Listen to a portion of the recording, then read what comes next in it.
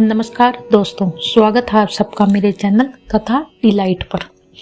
आज हम मोक्षदा एकादशी के व्रत के बारे में सुनेंगे। सनातन धर्म में सभी एकादशी का विशेष महत्व है। वही मार्गशीर्ष माह के शुक्ल पक्ष में आने वाली एकादशी को बहुत ही महत्वपूर्ण माना जाता है। यह एकादशी संसारिक बंधनों से मोक्ष दिलाने वाली मानी जाती है। इस दिन व्रत रखने से जीवन और मृत्यु के बंधन से छुटकारा पाया जा सकता है और वैकुंठ की प्राप्ति हो सकती है। बता दें कि इस साल दिनांक 22 दिसंबर को मोक्षदा एकादशी का व्रत रखा जाएगा। इस दिन गीता जयंती भी मनाई जाएगी। चलिए इस व्रत की कथा को सुनते हैं।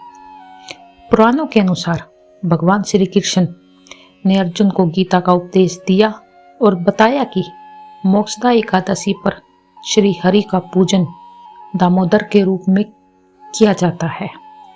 पौराणिक कथा के अनुसार चंपा नगरी में राजा वेखानस नाम का राजा था।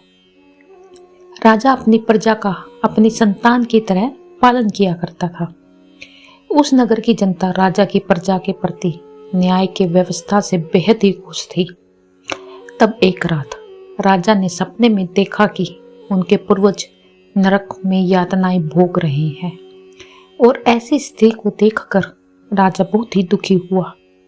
सुबह होते ही उन्होंने राज्य के पुरोहित को बुलाकर पूर्वजों को मोक्ष प्राप्ति के उपाय के बारे में पूछा।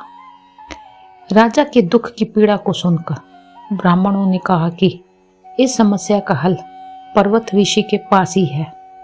इसके बाद राजा वेखानस पर्वत ऋषि के आश्रम में पहुंच जाते हैं और नरक भोग रहे पितरों की मुक्ति के लिए मार्ग पूछने लगे। तभी पर्वत मुनि ने बताया कि उनके पूर्वजों का यह हाल पिछले जन्म में किए पाप के कारण हुआ है।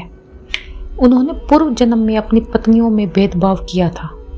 अपनी बड़ी रानी के कहने में आकर राजा के पिता ने अपनी दूसरी पत्नी को ऋतुदान मांगने पर नहीं दिया। उसी पाप कर्म के फल से तुम्हारे पिता नरक गए हैं।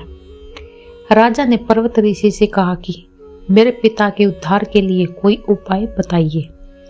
तब मुनि बोले कि मार्गशीर्ष माह के शुक्ल पक्ष की मोक्षदा एकादशी पर भगवान श्री विष्णु का विधि पूर्वक व्रत करें और दान करें।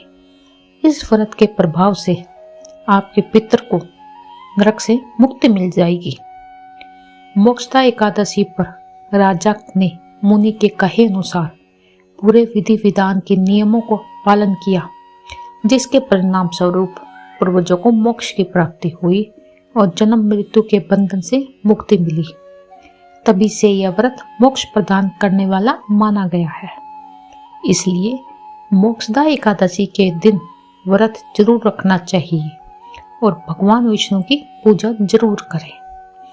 धन्यवाद।